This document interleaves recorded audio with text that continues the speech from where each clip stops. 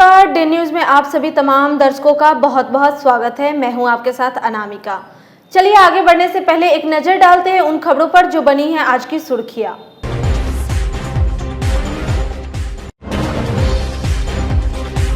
मुख्यमंत्री ने कहा कि हर हाल में क्राइम पर होगा कंट्रोल। अचानक पहुंचे पुलिस मुख्यालय की हाई लेवल मीटिंग।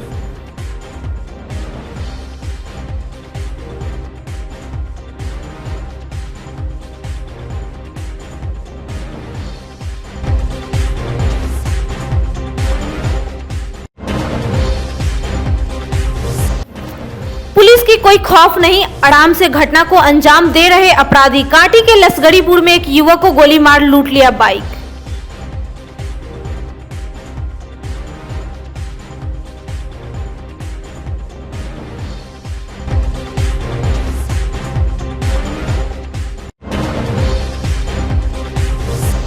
और पूर्व प्रधानमंत्री चरण सिंह को याद करते हुए जयंती पर राजद नेताओं ने केंद्र सरकार पर बनाया दबाव। नए कृषि कानून को वापस लेने की मांग करते हुए किसानों को आंदोलन को ठहराया जायज।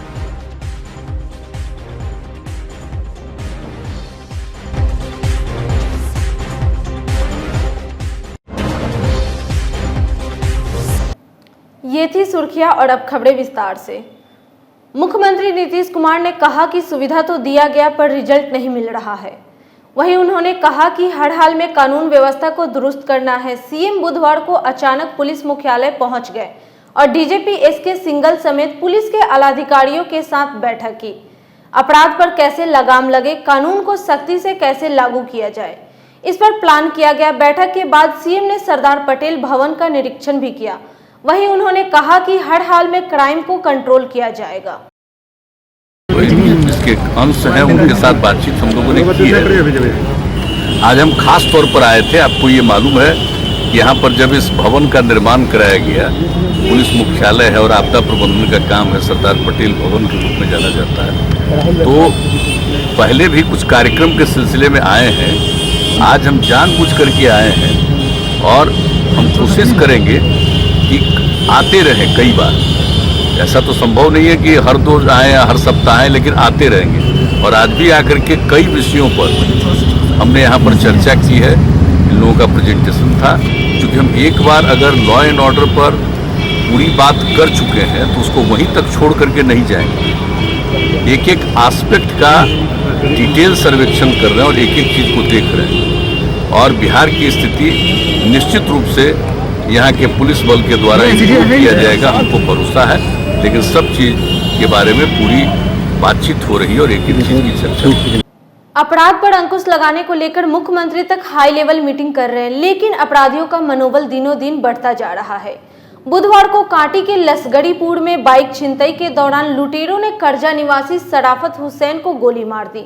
उसे गंभीर अवस्था में बैरिया के एक नर्सिंग होम में भर्ती कराया गया। डॉक्टरों के मुताबिक उसकी स्थिति नाजुक बनी हुई है।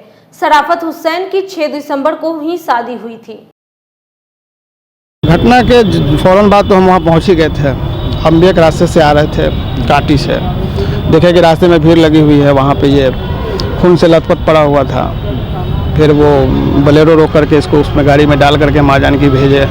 पीछे से बाइक से हम खुद आए, आकर के एडमिट कराए हैं। एडमिट कराने के बाद में अभी आईसीयू में है। स्थिति डॉक्टर बता रहे हैं नाजुक है, गोली फंसी हुई है अंदर, स्कैनिंग हुआ है। अब हम लोग ब्लड के इंतजाम में है। 7 यूनिट ब्लड का डिमांड किया गया है। घटना प्रतीत हुआ, क्या जानकारी? घटना वहाँ पे इसकी गाड़ी ये एक रिलेटिव को अपने छोड़ करके कहीं से जा रहा था, अकेला घर को लौट रहा था। इसी बीच में इसकी पल्सर गाड़ी थी और वो गाड़ी को छीन लिया गया। छीनने के क्रम में नौका झोंकी हुई होगी, क्योंकि उस समय मैं तो था नहीं। और इस कंडीशन में इसको गोली लग गई। गोली मार दिया, सटा के मारा है। 2 गोली, 2 खोखा वहाँ से हम लोग देखा। फिर बाद में पुलिस लेकर के यहाँ पहुँची थी, खोखा हमको दिखाया गया। पिस्टल की गोली का उसमें उन लोगों ने बताया था। और वो दाहिने साइड में यहाँ पेट के नीचे। शादी कब? शादी 8 या 5 दिसंबर को इसी हाल ही में शादी हुई थी। क्या सहयोग मिल रहा है? पुलिस का सहयोग, पुलिस पीछे से आई। अपना वो जो पूछना था किस रंग की गाड़ी थी, क्या था, कैसे था। फिर उन्होंने कहा कि हम लोग तो आगे खड़े ही थे, एक गाड़ी देखे अपाचे लाल रंग के भागते हुए, क्या ऐसा करके कुछ बता रहे थे। और इसकी भी लाल रंग की गाड़ी थी। पुलिस का रवैया सुस्त लग रहा है। अब अभी पुलिस तो आई थी। अभी 5 दिसंबर को शादी हुआ है। अच्छा, वो जा रहे थे, वो उधर से आ रहे थे ना, वापस में आने में उनको गोली लगी है। हम लोग अपना काम कर रहे हैं, बाकी सीनियर अफसर इसका डिटेल बताएंगे। छापेमारी चल रही है। हाँ, छापेमारी चल रहा है। क्या स्थिति है पेशेंट की सर? पेशेंट का इलाज चल रहा है, डॉक्टर साहब लगे हुए हैं। कितनी गोली लगी है सर? 2 गोली लगने की बात बताएंगे। क्या पहचान हुई है सर उसकी? पहचान सर? खर्जा थाना क्षेत्र का है पेशेंट। जो क्राइम सीन है, क्राइम सीन क्या बताया जा रहा है, कैसे गोली मारा था?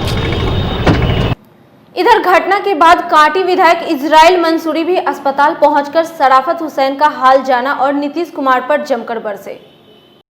लॉ एंड ऑर्डर की व्यवस्था तो वही है कि आप भी सभी काम को छोड़ के माँ जानकी अस्पताल में आए हुए हैं और हम लोग भी माँ जानकी अस्पताल में यहाँ पर आए हुए हैं। जो स्थिति है, सराफत अली 24-25 बरस उसका उम्र है, महज एक अभी शादी हुआ है 1 सप्ताह पहले, और मोटरसाइकिल के लिए गोली मार दी गई है।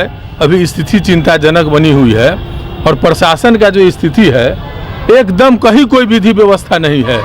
लोग सिर्फ शराब बेचवाने में और माल कमाने में प्रशासन के लोग लगे हुए हैं, और जब प्रशासन के लोगों को कोई बात कहिए तो सिर्फ नसीहत देते हैं। अनुसंधान फेल है, क्राइम कंट्रोल इन लोगों से नहीं हो रही है, शराब वाले के पीछे पड़े हुए हैं सिर्फ माल वसूलने के लिए। यही स्थिति बना हुआ है पूरे बिहार का। जैसा कि अभी हमको जानकारी हुआ है कि हम लोग के माननीय मुख्यमंत्री जो बिहार के मुखिया है, उन्होंने कहा है कि विधि व्यवस्था मेरे हाथ में नहीं है। ये बहुत गंभीर मामला है, अगर आपसे नहीं चलती है तो आप इस्तीफा दे दीजिए। ऐसे भी तो लोग आपको जो है सो स्ट्रक्चर की सरकार, पिलर दूसरे के खंभे पर सरकार बोलती है। अगर आपसे नहीं चलने वाला है तो इस्तीफा दीजिए। लेकिन जिस तरीके से बिहार में महाजंगल राज कायम है, हर जगह जो है से कि घटनाएं हो रही है, छोटी छोटी बातों पर लोगों को हत्याएं कर दी जा रही है, ये बहुत गंभीर मामला है। एक तरफ पटना में लॉ एंड ऑर्डर की बैठक चल रही थी, दूसरी तरफ आपके क्षेत्र में गोली चली, लगातार हो रही है, लगातार कई घटनाएं जो है सो हो रही है। लेकिन सबसे बुरा बात यह है कि एक भी घटनाएं का ये लोग अनुसंधान नहीं कर पाते हैं और उसके जड़ तक नहीं जाते हैं, अपराधियों की शिनाख्त नहीं कर पाते हैं। खाली एक ही धंधा में लगे हुए हैं सरकार, चाहे पदाधिकारी शराब वाले के पीछे पड़े हुए हैं, शराब वाले से माल वसूलते हैं और उसके आड़ में शरीफ लोगों को तंग करने का काम कर रहे हैं। दूसरा कोई अनुसंधान का काम नहीं हो रहा है। नए साल में जश्न मनाने को लेकर लगातार शराब की खेप मुजफ्फरपुर में उतारी जा रही है। हालांकि पुलिस भी एक्टिव है। पिछले कुछ दिनों में शराब की कई खेप को जब्त करने के साथ ही कई कारोबारियों की गिरफ्तारी भी हुई है। मंगलवार की रात सिलौत मनियारी में छापेमारी कर उत्पाद विभाग की टीम ने ट्रक पर लदे 300 पेटी शराब जब्त कर लिया। इधर उत्पाद विभाग की टीम ने कंपनी बाग से 4 कार्टन शराब के साथ एक डिलीवरी बॉय को पकड़ा है। यह मारुति वैन से ग्राहकों को होम डिलीवरी करवाया करता है। जिनका नाम बताए हैं लाखन महतो, नागा महतो। ये लोग हमारे गाड़ी, मतलब हम नया लिए अभी सेकंड हैंड। कौन गाड़ी? अल्टो। हाँ। उसको हमको लालच दिया गया कि आप तुम मेरे साथ काम करो, तुमको गाड़ी का पैसा ऊपर हो जाएगा, तुमको पर खेप 3000 रुपया देंगे। अच्छा। हम लालच में आ गए तो हम बोले ठीक है। ये हमारे गाड़ी से दूसरा खेप काम हुआ है, दूसरा खेप, जिसमें कि कोई आदमी, मोहल्ले का आदमी जो दुश्मन है मेरा, लाइन दे दिया। कितना अभी तक शराब पहुंचा चुके हैं? कहीं दूसरा खेप है ये। एक खेप का कितना मिलता है? 3000 रुपया। एक खेप पर 3000। कहाँ से कहाँ पहुँचाना रहता है उसको? सरैया से कंपनी वर्ग लाना होता है। अब उतारना कहाँ रहता है मालिक? कंपनी अब जोगिया मठ में। पहले भी उतार चुके हैं एक खेप। लगातार 9 वर्ष के लिए हम लोग सक्रिय हैं। कल भी 20 पेटी कांटी से बरामद हुआ है। उसके बाद पैगंबरपुर, मीनापुर से भी एक व्यक्ति की गिरफ्तारी और शराब बरामद हुआ है। और आज रात्रि में एक ट्रक जो है पकड़ी गई है, इसमें 300 पेटी शराब होने की, ये मनिहारी, सिलौत मनिहारी की जगह से पकड़ी गई है, जो अरुणाचल निर्मित शराब है। इसके अतिरिक्त सुबह सुबह कंपनी बाग से जो है एक मारुति जैन कार पकड़ी गई, इसमें एक व्यक्ति गिरफ्तार भी हुआ है जो आपूर्ति करता था। मनिहारी वाला क्या डिटेल है? मनिहारी वाला गिनती की जा रही है, सारा डिटेल जो ये अरुणाचल का निर्मित शराब है। भारी मात्रा में? भारी मात्रा में 300 पेटी के आसपास जरूर हो। उसका कोई कारोबारी का पहचान होगा? अभी पहचान किया गया है, लेकिन उसका नाम हम लोग कारणों से नहीं दे पा रहे हैं। इन्वेस्टिगेशन प्रभावित थाना के एकदम बगल में बताया जा रहा है। थाना से 150 मीटर 200 मीटर दूर है। 1 किलोमीटर थाना से दूर है। तो इसमें कोई पहचान वगैरह नहीं है? पहचान हुई है, मतलब कारोबारी की पहचान हुई है, वो फरार भी हुआ है। लेकिन में खपाने के लिए शराब मंगवाया? हाँ, 9 वर्ष के में खपाने के लिए मंगाया गया था। और ये जो है कंपनी वाला क्या डिटेल है? कंपनी माल में 5 पेटी के करीब बरामद हुआ है। ये हर जगह सप्लायर कहाँ से लगा? ये जो रेलवे ट्रेनिंग कॉलेज के पास से कंपनी उसी के बगल से बरामद हुआ जांचकर। हाँ, जो सप्लाई करता है, ये लोग सप्लाई करता है, जगह पर जाके सप्लाई करता है। कार बरामद है, इसे कार मारुति जैन बरामद है। 9 वर्ष को लेकर क्या क्या अभी ऑपरेशन रहेगा? अभी लगातार हम लोग का हर एक टोल प्लाजा पर हमारी टीम अलग अलग 4 टीम में हमारी टीम काम कर रही है, और सुबह से लेकर के देर रात्रि तक, और एक टीम सुबह से ही लगातार 24 घंटे ही हम लोग हमेशा काम कर रहे हैं, और जगह जगह पर जांच से लेकर के छापेमारी और सूचना संकलन भी किया जा रहा है। बुधवार को जिलाधिकारी चंद्रशेखर सिंह अचानक DCLR पश्चिमी कार्यालय पहुंचकर कामकाज प्रबंधन का जायजा लिया। अभिलेखों के रखरखाव में भारी कमी देखी गई। वहीं उन्होंने बताया कि सप्ताह में 5 दिन कोर्ट करने को कहा गया है, ताकि काम का निपटारा जल्दी हो सके। इधर जिले में धान की खरीद पर डीएम ने कहा कि अभी तक 6000 मीट्रिक टन धान की खरीद की जा चुकी है। इस साल 50,000 मीट्रिक टन धान क्रय करने का लक्ष्य है। इसके लिए 340 समितियों का चयन भी कर लिया गया है। वहीं डीएम ने बताया कि अब तक 7 करोड़ की राशि किसानों को भुगतान कर दिया गया है। वर्ष 2016 में तत्कालीन जिलाधिकारी महोदय द्वारा निरीक्षण किया गया था, उसके बाद आज हमारे द्वारा किया गया है, और अभिलेखों के रखरखाव में कुछ कमियां थी, कुछ त्रुटि थी, उसको सुधारने का निर्देश दिया गया है। और दूसरा, कोर्ट के मामले काफ़ी बड़ी संख्या में लंबित हैं, नियमित रूप से कोर्ट करने का निर्देश दिया गया है। आगे सप्ताह में 5 दिन कोर्ट करें और मामलों को प्राथमिकता के आधार पर निष्पादित करें, ताकि लोगों को सहूलियत मिल सके। धान खरीद में हम लोग बहुत अग्रेसिवली क्रय कर रहे हैं। पिछले साल की तुलना में पिछले साल 250 MT लगभग हुआ था इस समय तक, और इस बार जो है लगभग हमारा 6,500 MT हुआ है, और पूरे राज्य में 6वें स्थान पर हम लोग हैं प्रतिशत के मामले में, उपलब्धि के मामले में। और 50,000 मीट्रिक टन हमारे ज़िले का लक्ष्य है, उसको हम लोग ज़रूर क्रय कर लेंगे। और कुल हम लोगों ने लगभग 340 समितियों का चयन किया है क्रय करने के लिए। 209 सक्रिय हो गई हैं, तो लगातार क्रय कर रही हैं। बाकी को भी 2 से 3 दिन के अंदर सक्रिय करने का निर्देश दिया गया है। मिलर का भी हम लोगों ने निरीक्षण करवा लिया है, उनके साथ टैगिंग समितियों का कर रहे हैं, और उसके बाद CMR भी हम लोग प्राप्त करना शुरू कर देंगे। और अभी तक किसानों को लगभग 7 करोड़ रुपए का भुगतान हुआ है, और इसमें निर्देश दिया गया कि 48 घंटे के अंदर किसान को भुगतान हो जाना चाहिए। जैसे उनका धान रिसीव होता है, 48 घंटे के अंदर भुगतान सुनिश्चित कराएंगे लोग। पूर्व प्रधानमंत्री चौधरी चरण सिंह के जयंती पर राजद नेताओं ने बुधवार को किसान गोष्ठी आयोजित कर केंद्र सरकार पर नए कृषि कानून को वापस लेने का दबाव बनाया। वहीं जिला राजद की ओर से जूरन छपरा में आयोजित किसान गोष्ठी में जिला अध्यक्ष रमेश गुप्ता, विधायक निरंजन राय, अनिल सहनी, इजराइल मंसूरी सहित कई अन्य नेता शामिल रहे। वहीं महानगर राजद की ओर से रुगोला रोड के राम भजन मार्केट में किसान गोष्ठी का आयोजन किया गया। और प्रधानमंत्री चौधरी चरण सिंह के जन्मदिन के अवसर पर राष्ट्रीय जनता दल की तरफ से पूरे बिहार में किसान संगोष्ठी का कार्यक्रम रखा गया है। किसान संगोष्ठी के माध्यम से राष्ट्रीय जनता दल यह बताना चाहती है कि भाजपा की सरकार जो केंद्र में है और जो बिहार में नीतीश कुमार की सरकार है, ये किसान विरोधी है। आज स्वर्गीय प्रधानमंत्री चौधरी चरण सिंह जी की जयंती है। उस उपलक्ष्य में हम लोग किसान संगोष्ठी के रूप में आज जिला पार्टी की तरफ से हम लोग आज की ये कार्यक्रम हम लोगों ने रखा है। हम लोग के देश के किसान भूखे प्यासे 18 किसान शहीद हो गए दिल्ली के चौराहों पर, मेन रोड पर। उनके समर्थन में राष्ट्रीय जनता दल ने पूरे बिहार में आज चौधरी चरण सिंह जी के जयंती समारोह के उपलक्ष्य में किसानों को, बिहार के किसानों को एकजुट करने का और एकजुट करके प्रखंड स्तर तक जाके हम लोग इस लड़ाई को आगे करने का काम करेंगे और केंद्र सरकार को बाध्य करेंगे। बिहार के किसान के द्वारा भी हम लोग बाध्य करेंगे कि जो देश के सरहद पर जो हमारे किसान जो वहाँ पर लड़ रहे हैं और ये कुंभकर्णी सरकार, केंद्र सरकार जो उनकी मांगों को नहीं मांग रही है, जो 3 काला कानून है, जब तक उस कानून को वापस नहीं लेती है केंद्र सरकार, तब तक हम लोग की बिहार में भी किसानों की लड़ाई राष्ट्रीय जनता दल लड़ने के लिए तैयार है। नेता प्रतिपक्ष श्री तेजस्वी प्रसाद यादव जी और बिहार प्रदेश राष्ट्रीय जनता दल के प्रदेश अध्यक्ष श्री जगदानंद सिंह जी के आह्वान पर आज पूरे बिहार में राष्ट्रीय जनता दल पूर्व प्रधानमंत्री स्वर्गीय चौधरी चरण सिंह के जन्म दिवस के अवसर पर किसान दिवस के रूप में मना रहे हैं। और आज का ये किसान दिवस किसान गोष्ठी के रूप में मना करके जो दिल्ली की बॉर्डर पर जो हमारे किसान भाई आज 25 दिनों से अधिक से जो है ये सर्द रात में जो है सो वहाँ पर लगातार धरना दे रहे हैं, उसके समर्थन में आज महानगर राष्ट्रीय जनता दल के साथियों ने भी जो है धरना देने का काम किया है।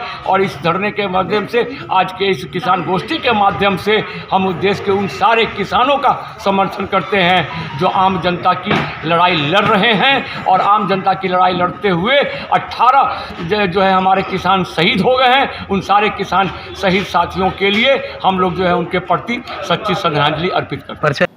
अतिक्रमण हटाओ अभियान के तहत बुधवार को प्रभात सिनेमा चौक से हरिसभा चौक तक सड़क को अवैध कब्जे से मुक्त कराया गया। मौके पर मौजूद निगम कर्मियों ने कहा कि जब तक शहर को जाम से मुक्ति नहीं मिल जाती तब तक यह अभियान जारी रहेगा। प्रभात सिनेमा चौक से छोटी कल्याणी, फिर आगे देखते हैं ना, अभी नहीं पता। बुधवार को आरबीबीएम कॉलेज में आयोजित राम वृक्ष बेनीपुरी स्वर्ण जयंती समारोह के अवसर पर मुख्य अतिथि सांसद अजय निषाद, विधान पार्षद संजय सिंह के साथ कॉलेज की प्राचार्य ममता रानी ने कॉलेज के संस्थापक प्राचार्य शकुंतला सिंह के मूर्ति का अनावरण किया। समारोह के दौरान 18 दिसंबर को हुए रचनात्मक लेखन एवं वाचन प्रतियोगिता में प्रथम स्थान पाई फसीहा अंजन को 5000 का चेक, प्रमाण पत्र और मोमेंटो प्रदान किया। दूसरे स्थान पर सुरभि और तीसरे स्थान पर कोमल कुमारी को सम्मानित किया गया। कॉलेज की छात्राओं ने सांस्कृतिक कार्यक्रम पर उपस्थित जनों को मंत्रमुग्ध कर दिया।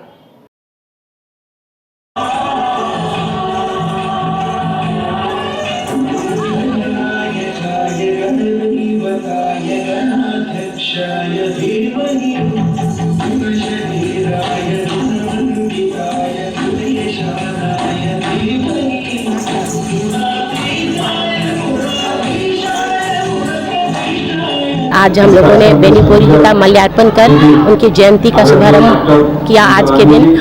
और जो संस्थापक प्राचार्य हैं उनका मूर्ति का अनावरण जो माननीय अतिथि हैं एमपी अजय निषाद जी, देवेश चंद्र ठाकुर जी, संजय सिंह जी, उनके परिजन, बेनीपुरी जी के तमाम परिजन, उनके पौत्र वधू, नाती, उनकी पत्नी स्वर्गीय शकुंतला सिन्हा जी के पुत्र अरविंद जी, तमाम लोगों ने मिलकर और यूनिवर्सिटी से हमारे आए हैं प्रॉक्टर, कंट्रोलर और इंस्पेक्टर ऑफ कॉलेजेस, तमाम लोगों ने किया। और अभी हम लोग छात्रवृत्ति का शुभारंभ करेंगे। इस वर्ष से बेनीपुरी जी की याद में बेनीपुरी साहित्य रचना छात्रवृत्ति और एक नवोदित को बेनीपुरी साहित्य सम्मान से अभी नवाजा जाएगा। और छात्राओं ने बहुत सुंदर सांस्कृतिक कार्यक्रम की प्रस्तुति दी है।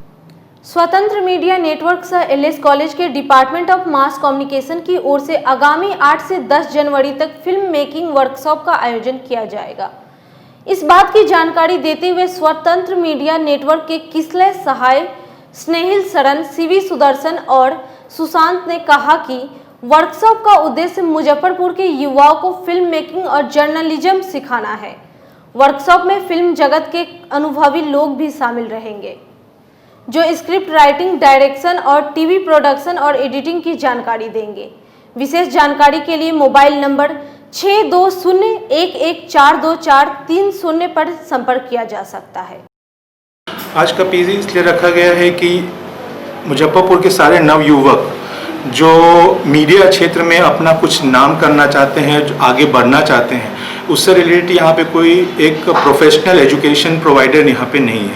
हम दिल्ली और मुंबई से कुछ लोग, प्रोफेशनल लोग आ रहे हैं जो यशराज फिल्म से हैं, एक्स्ट्रा एंटरटेनमेंट से हैं, एनडीटीवी से हैं, दूरदर्शन से हैं, जो कि यहाँ के बच्चों को आ करके एक कंप्लीट फिल्म मेकिंग जर्नलिज्म और टीवी प्रोडक्शन का पूरा एक हम सिखाने वाले हैं और एक कंप्लीट प्रैक्टिकल क्लास करवाने वाले हैं। सर, हम लोग का रजिस्ट्रेशन एलएस कॉलेज में हो रहा है, अभी भी है। एलएस कॉलेज बंद है तो भी हम रजिस्ट्रेशन चालू रखे हुए हैं और एलएस कॉलेज के सहयोग से ये हमारा पूरा प्रोग्राम हो रहा है, तो वहाँ पे आके हमसे रजिस्ट्रेशन कर सकते हैं। प्लस अगर आपको हमसे कांटेक्ट करना है तो आप हमें 6201142430 पे कांटेक्ट कर सकते हैं और आप अपना ऑनलाइन रजिस्ट्रेशन भी ऑप्शन में है। अब खबरों को आगे बढ़ाएंगी हमारी सहयोगी प्रज्ञा। पिछले महीने अहियापुर थाना के शेखपुर ढाब का एक शिवचंद्र शाह नामक व्यक्ति की छठ घाट बनाने के दौरान पानी में डूबकर मौत हो गई। आपदा की राशि को लेकर सास और बहू में इस कदर मामला उलझा कि महिला संगठन को उसमें हस्तक्षेप करना पड़ा। आपको बता दें कि पति की मौत के बाद महिला अकेले ही जीवन यापन कर रही है। दरअसल पत्नी के पास किसी तरह का पहचान पत्र नहीं होने से मृतक की मां के नाम पर आपदा की राशि का चेक दे दिया गया और अब मृतक की मां मृतक की पत्नी को पैसा नहीं दे रही है। ये अहियापुर थाना के अंतर्गत शेखपुर ढाब इलाके की ये महिला है। इसका नाम है सोनी देवी। इसके पति शिवशंकर शाह की पिछले 18/11 को फिसल कर डूबने से मौत हो गई अखाड़ा घाट में ही। तो बाद में प्रशासन जो है वो 4 लाख रुपए की जो अनुदान राशि है वो देने के लिए चेक काटा, लेकिन इस महिला के पास में कोई आईडी प्रूफ नहीं होने की वजह से वो चेक जो है इसकी सास सुशीला देवी के नाम से काट दिया गया। अब क्या है कि अब वो लोग कुछ भी इस पैसे को देने को तैयार नहीं है। मामला स्थानीय पंचायत समिति में भी है, लेकिन जहाँ से भी कुछ गुंजाइश नहीं दिख रही है, कोई संभावना नहीं है कि इसको पैसा मिलेगा। तो यहाँ जिलाधिकारी से मिले हैं? यहाँ जिला पदाधिकारी से मिले, आपदा प्रबंधन वालों से भी मिले हैं इस मामले में। तो क्या कहा गया? आपदा प्रबंधन वालों ने ब्लॉक में बात की है और कहा है कि ब्लॉक के नाम से भी एक एप्लीकेशन लगाया जाए तो वहां से ही समाधान होगा मामले का। जिला में लगातार बढ़ रही ठंड से गरीबों को काफी परेशानी हो रही है। गरीबों का जीवन अस्त व्यस्त हो चुका है। जहां जिला प्रशासन की ओर से जगह जगह अलाव और कंबल का वितरण किया जा रहा है, अब वहीं निजी संगठन भी आगे आकर गरीब और जरूरतमंदों की मदद कर रही है। इसी क्रम में बुधवार को महिला संघ बिहार के द्वारा पानी टंकी स्थित रैन बसेरा सहित विभिन्न जगहों पर जाकर गरीब और जरूरतमंदों के बीच गर्म कपड़े, शॉल और सूखा राशन वितरण किया गया। मौके पर संघ के कई लोग मौजूद रहे। वैश्विक महामारी कोरोना के बीच बिहार में लगातार बढ़ रही ठंड से लोगों को काफी परेशानी हो रही है। बढ़ते ठंड से गरीबों का जनजीवन अस्त व्यस्त हो चुका है। वहीं बुधवार को भाजपा जिला अध्यक्ष रंजन कुमार के दिशा निर्देश पर भाजपा अल्पसंख्यक प्रकोष्ठ के जिला उपाध्यक्ष अलीमुद्दीन चुन्ना शहर के विभिन्न जगह पर घूम कर गरीब और जरूरतमंदों के बीच कंबल का वितरण किया। अलीमुद्दीन ने बताया कि कड़ाके की ठंड को देखकर आगे भी ये सिलसिला जारी रहेगा। बिहार में अभी कोरोना काल में बढ़ते हुए लगातार ठंड को देखते हुए हम लोगों ने, भारतीय जनता पार्टी ने आज गरीबों में घूम फिर के सैकड़ों रिक्शा वालों को कंबल बांटने का काम किया है। ये काम हमारे जिला अध्यक्ष आदरणीय श्री रंजन कुमार जी के दिशा निर्देश पर किया गया है और आगे भी खाना और कंबल बांटने का काम गरीबों के बीच किया जाएगा। चूँकि ठंड इतनी ज़्यादा है कि इससे आम परेशान तो है ही है, लेकिन गरीब लोग भी इससे अस्त व्यस्त हो गए हैं। आगे भी जारी रहेगा और आगे भी जारी रहेगा। बुधवार को एक प्रयास मंच के द्वारा पुरानी गोदरी बहलखाना स्थित मंच के कार्यालय में क्रिसमस उत्सव कार्यक्रम का आयोजन किया गया। मंच के संस्थापक संजय रजक ने सांता का वस्त्र पहनकर बच्चों के बीच चॉकलेट और मास्क का वितरण किया।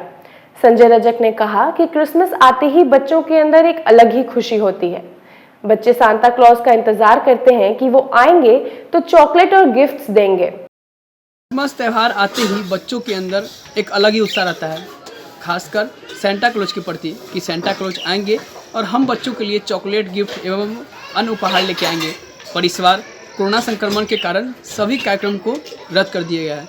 आज एक प्रयास मंच के द्वारा पुरानी गुदरी बहलखाना रोड स्थित एक प्रयास मंच कार्यालय में 60 बच्चों के बीच मास्क और चॉकलेट वितरण कर क्रिसमस उत्सव कार्यक्रम का आयोजन किया गया।